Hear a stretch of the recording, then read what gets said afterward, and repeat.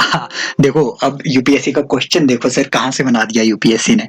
UPSC का last जो अभी 2021 का प्री हुआ राइट, उसमें ये क्वेश्चन आया हुआ है कि इंडिया हालांकि गोंडवाना लैंड का हिस्सा रहा है, तो लेकिन फिर भी इंडिया में जो जीडीपी में माइनिंग सेक्टर का कंट्रीब्यूशन है वो बहुत कम है।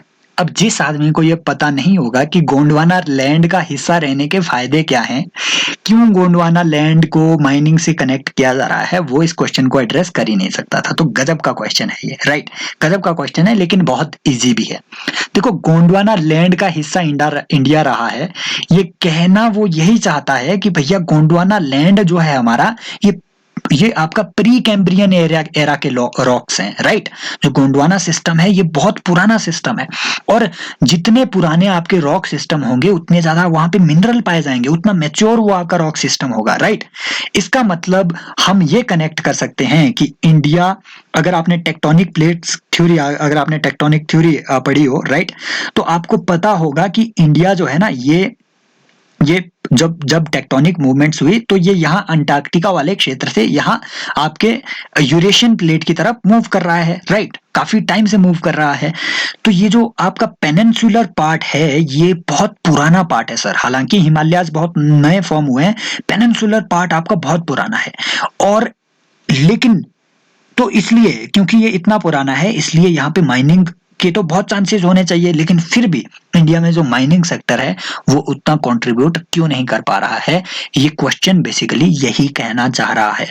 और ये कह बिल्कुल सही रहा है। तो आप इसको एड्रेस ऐसे कर सकते थे कि गोंडवाना लैंड में होने का इंडिया में फायदा ऐसा हुआ कि इंडिया में डेफिनेटली बहुत ज्यादा रिजर्व्स हैं, कोल के रिजर्व्स हैं। आपको यहाँ पे तालचेर वाले जो कोल फील्ड है, राइट, इतने सारे, जो आपका गुंडी गुंडी हो गया, राइट, इतनी सारी मतलब कोल के बहुत ज्यादा रिजर्व है इंडिया में, राइट। और आपको देखने को मिलेगा कि इंडिया में आयरन रिजर्व्स काफी ज्यादा है, मैग्नीज के काफी ज्यादा रिजर्व है। यहाँ ओडिशा में आप जाके अगर देखोगे, राइट, आपके कर्नाटका में आप जाके देखोगे बाबादान हिल, राइट। तो ऐसी चीजें इंडिया में मतलब काफी ज्यादा रिजर्व्स हैं मिनरल्स के, लेकिन फिर भी इंडिया में मिनरल एक्सप्लोरेशन उतना नहीं हो पा रहा है।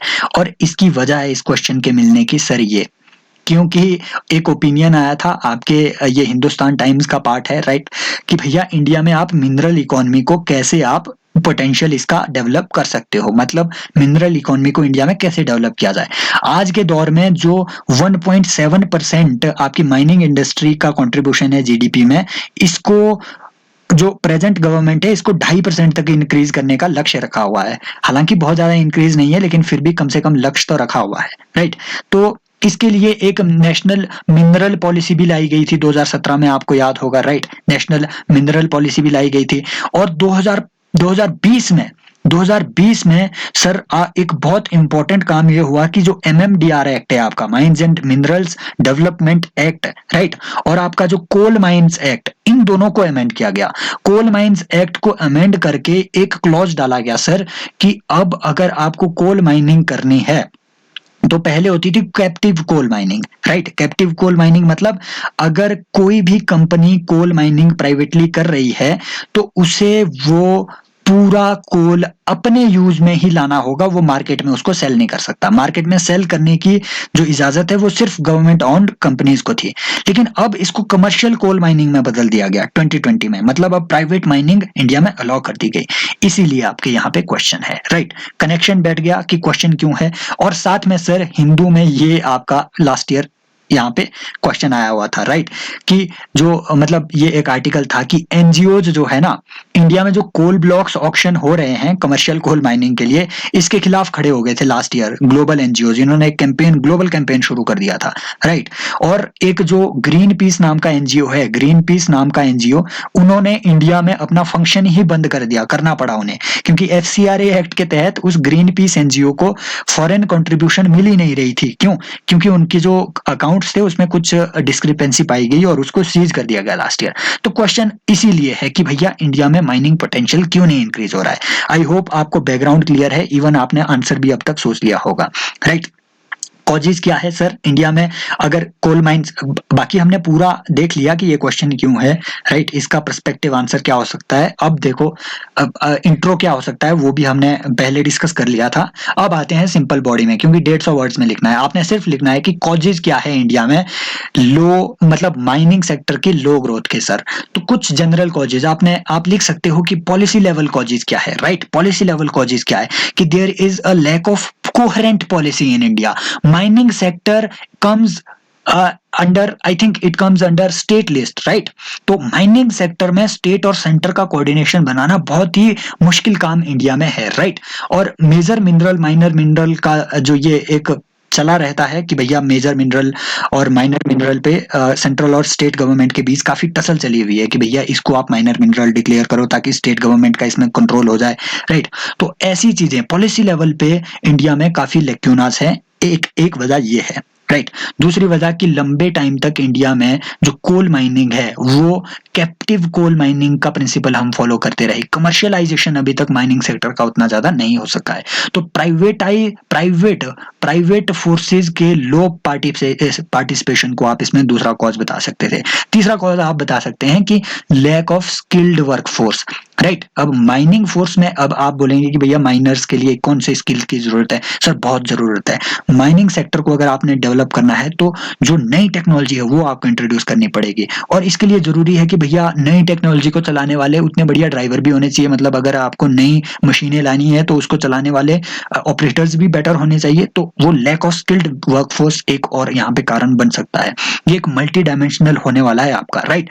फोर्थ आपका कारण सर, फोर्थ आप लिख सकते हैं रोल ऑफ एनजीओ। ये इसीलिए पूछा गया था ये क्वेश्चन, ताकि आप रोल ऑफ एनजीओ को यहाँ पे लिख सको कि भैया इंडिया में जो है ना, क्योंकि इंडिया जो एनवायरमेंटली बहुत फ्रेजाइल एरिया है, जैसे आपका वेस्टर्न घाट हो गया, राइट, एनवायरमेंटली रिच है। चार तो बायोडाइवर्सिटी हॉटस्पॉट्स चार इंडिया में ही पाए जाते हैं, चार बायोडाइवर्सिटी हॉटस्पॉट्स। तो इस वजह से जो बायोडाइवर्सिटी रिच होने की वजह से है, इंडिया में एनवायरमेंटल एक्टिविज्म बहुत ज्यादा है, और इस वजह से जो माइनिंग सेक्टर है ये काफी चैलेंजेस इंडिया में फेस करता आ रहा है काफी लंबे टाइम से, राइट। तो एक चौथा पांचवा कॉज आप ये लिख सकते थे जितने हमने अभी तक डिस्कस कर लिए। एक दो आप और सोच सकते हैं इसमें कि क्या ऐसे बाकी कॉज हो सकते हैं, राइट। पॉलिसी लेवल सपोर्ट का हमने, लीगल लेक्यूना का बात हमने इसमें ऑलरेडी कर दी, राइट। और एनजीओज की हमने इसमें ऑलरेडी बात कर दी कि भैया एनजीओ किस तरीके से इसमें नेगेटिव रोल प्ले कर रहे हैं, राइट, माइनिंग सेक्टर के डेवलपमेंट के रिगार्डिंग। और सर एक और इम्पॉर्टेंट बात हो सकती है lack of export assistance from the government. India में आज के दौर में क्या है सर, इंडिया में आज के दौर में आपका जो हमारा माइनिंग सेक्टर है इसमें आपके इन्वर्टेड एक तरीके का इन्वर्टेड टैक्स स्ट्रक्चर इंडिया में फॉलो किया जा रहा है, राइट। उससे क्या है कि जो इनपुट्स हैं, मतलब इंडिया में जो आप माइनिंग कर रहे हैं, इंडिया में जो माइनिंग कर रहे हैं उसमें टैक्स ज्यादा लग रहे हैं, गवर्नमेंट टैक्स ज्यादा लेती है इंडिया में जो कोल माइन हो रहा है। लेकिन अब जो फॉरेन से कोल आ रहा है वो सस्ता है कंपैरेटिवली, इंडिया में तो हमने टैक्स की वजह से उसको महंगा कर दिया। इस वजह से, इस तरीके की पॉलिसी की वजह से भी आपका जो माइनिंग सेक्टर है वो काफी डिस्करेज हो रहा है। इसीलिए 1.75% ही अभी तक आपका माइनिंग सेक्टर इसमें आ पाया है।